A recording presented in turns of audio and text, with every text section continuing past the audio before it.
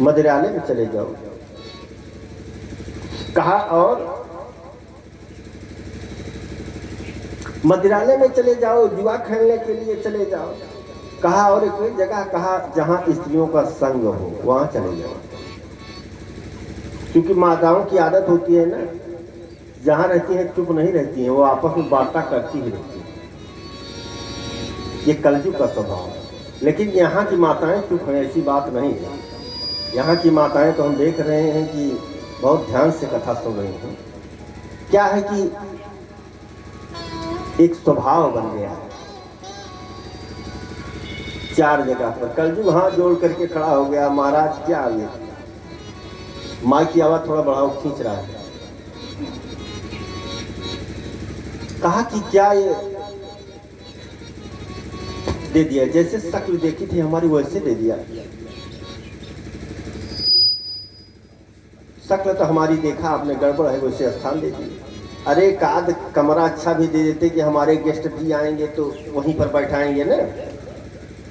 कहा कि कहाँ दे, कहा स्वर्ण में, कहा बस बस बस यही स्वर्ण में दे दीजिए, चार अपना ले लीजिए। कहा नहीं सब जगह। तो स्वर्ण में भी कलयुग का वास हो गया। कलयुग प्रणाम किया, राजा परीक्षित चले गए। कलयुग देख लिया, वो भी कलयुग क्या किया, राजा परीक्षित के पीछे पीछे चल गया, सूक्ष्म रूप धारण करके कि यह समझ न पाओ। अब पीछे है तो बुद्धि जो है कुछ प्रभाव तो डाल ही देगी। राजा परीक्षित जैसे राज्य सिंहासन पर आसीन हुए, सोच रहे हैं कि मैं जिधर जाता हूं अपने पूर्वजों की बड़ी प्रशंसा में सुनता हूं।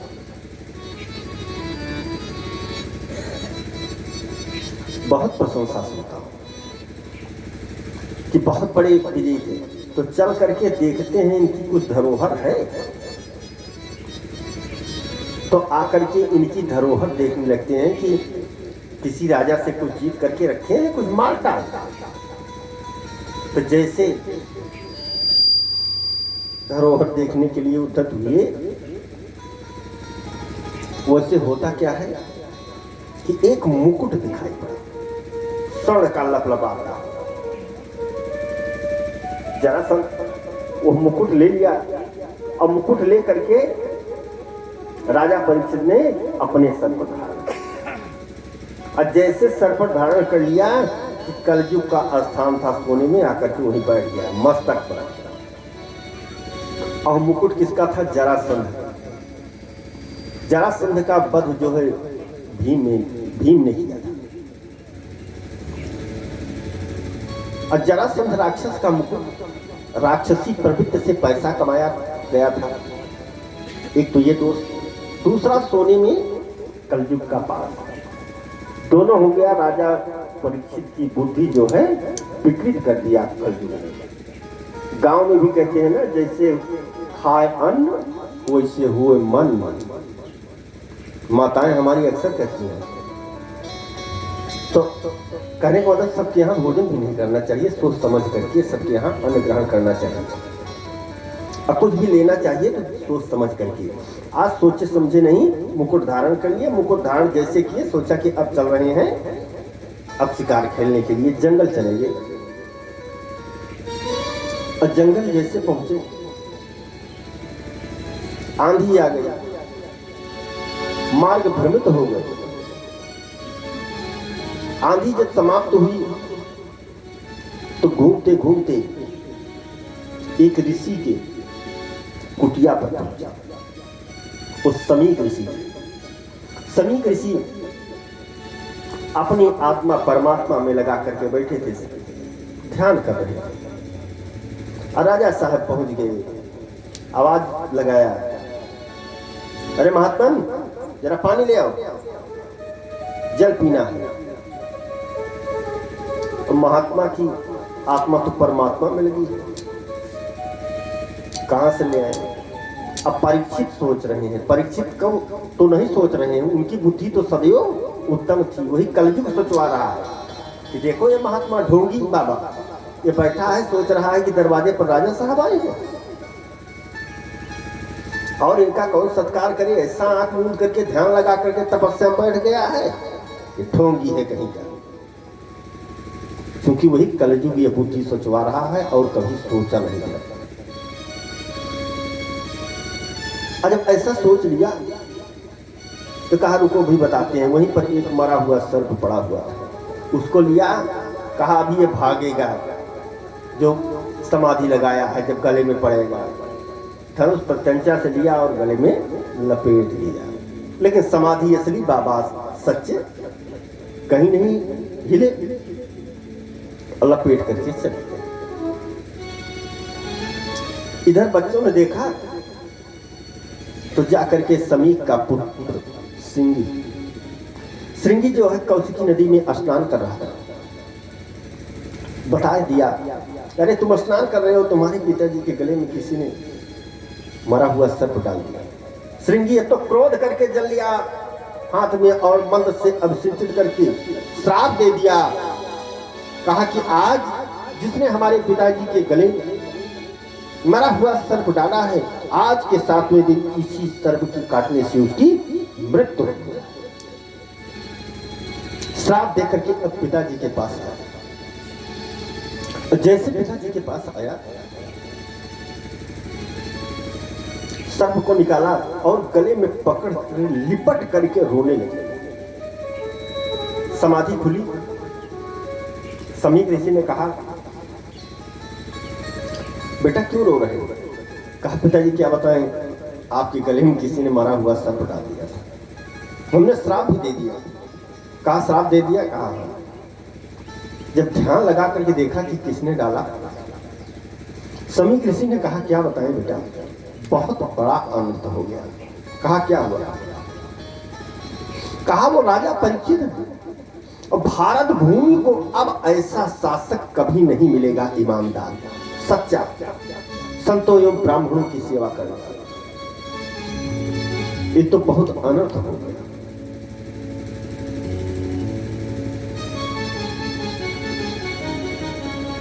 शिष्यों को बुलाया, कहा जाकर के सूचना दो कि अपने बचने की रास्ता को ढूंढें। इधर शिष्य जा रहे हैं और उधर राजा परीक्षित जैसे राज दरबार में पहुंचे और मुकुट उतार करके जैसे रख दिया, कलयुग उतर गया। अब कलयुग उतर जाने के बाद राजा परीक्षित कहा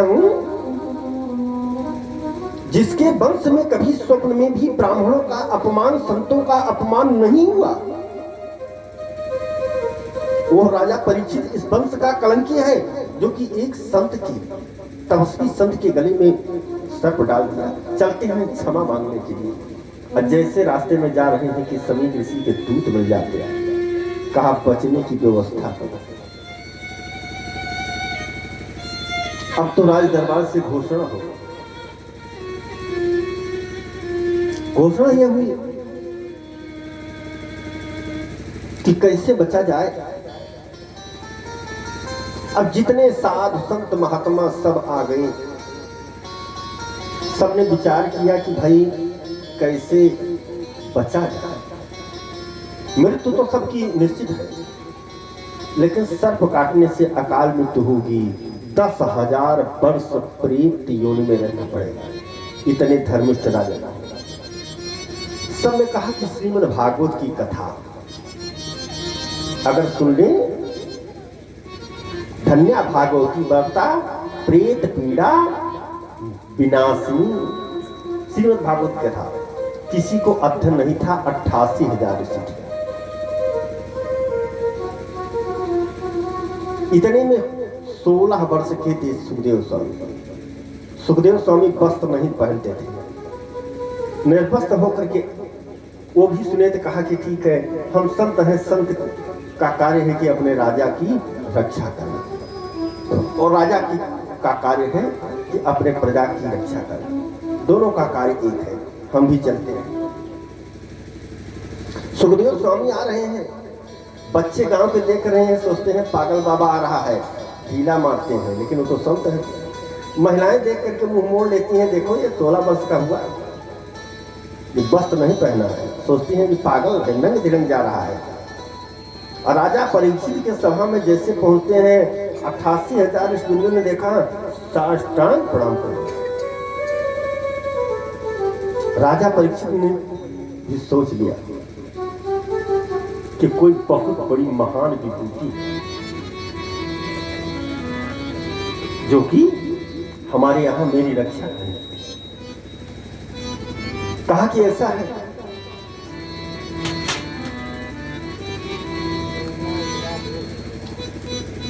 कि कथा मैं सुनाऊंगा। सुखदेव स्वामी जी ने कहा, और राजन आपको प्रेत योनि में नहीं जाना पड़ेगा, ये मेरा दावा।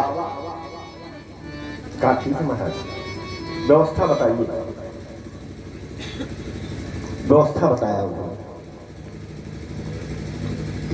संक्षिप्त सामग्री बताया। उसके बाद कहा कि ऐसा है कि चलिए हरिद्वार गंगा के तट पर। गंगा के तट पर क्यों कहा? क्योंकि प्रथम दिन महात्म में हमने बताया कि कथा किससे सुनना चाहिए। गंगा के तट पर केवल संत से ही कथा सुनना चाहिए। संत गृहस्थ दोनों से सुनना चाहिए, लेकिन संत जो है वो गंगा के तट पर ही सुना सकता है, घर पर नहीं। घर पर अगर उससे कथा सुनो तो नर्क होगा। तो चूंकि सुखदेव स्वामी संत थे, तो इसलिए वो सुना सकते थे गंगा के तट पर ही। गृहस्थ तो हर जगह सुना सकता है, और गंगा के तट पर जब सुना सकते थे, बाकी तो राज दरबार था, वहां सारी व्यवस्था थी। क्योंकि संत को घर जाकर के कथा सुनाने का अधिकार नहीं है, लेकिन अब के संत तो सुना रहे हैं। अब क्या करेंगे, ये कलयुग। गंगा के तट पर पहुंच गए। अब कथा श्रवण कराने के लिए सबसे पहले अगर बैठते हैं तो होता है व्यास पूजन। सुखदेव जी ने व्यास पूजन किया बड़े भाव से, जैसे प्रतिदिन करते हैं। आइए हम आप लोग भी व्यास पूजन कर लें कि हरि की कथा सुनाने वाले, प्रभु की कथा सुनाने वाले, तुमको लाखों प्रणाम, तुमको लाखों प्रणाम। हरि की कथा सुनाने वाले, हरि की कथा सुनाने वाले, तुमको लाखों प्रणाम, तुमको लाखों प्रणाम, तुमको लाखों प्रणाम, तुमको लाखों प्रणाम।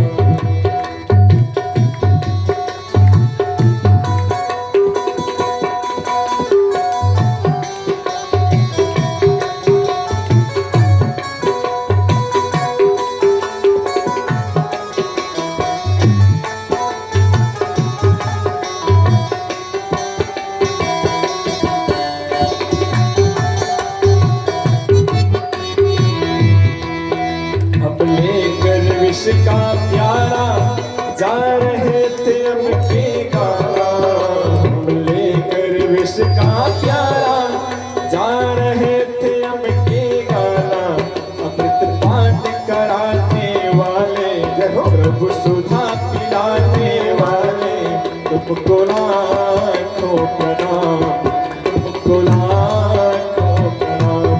हरि की कथा सुनाने वाले, हरि की कथा सुनाने वाले, तुमको लाखों प्रणाम, तुमको लाखों प्रणाम।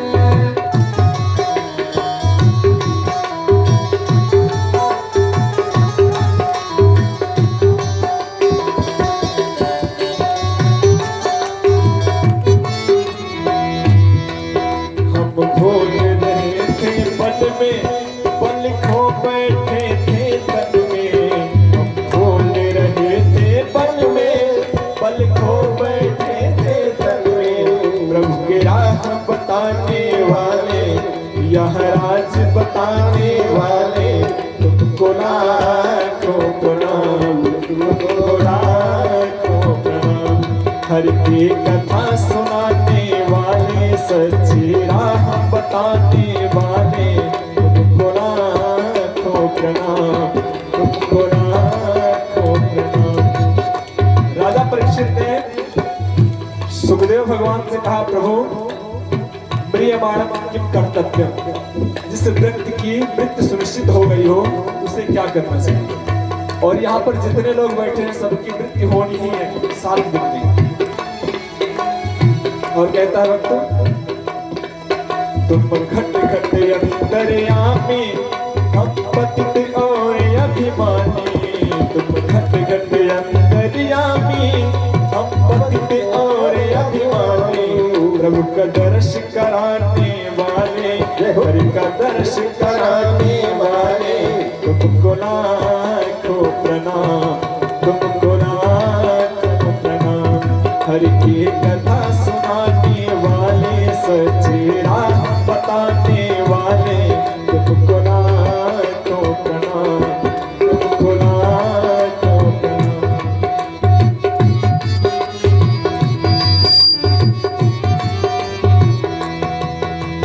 पर तेरा क्या पावे, बस शीस झुका यही गावे। पर तेरा क्या पावे, बस शीस झुका यही गावे। आत्मज्ञान कराने वाले, मुक्ति दिलाने वाले, तुमको लाखों प्रणाम, तुमको लाखों प्रणाम।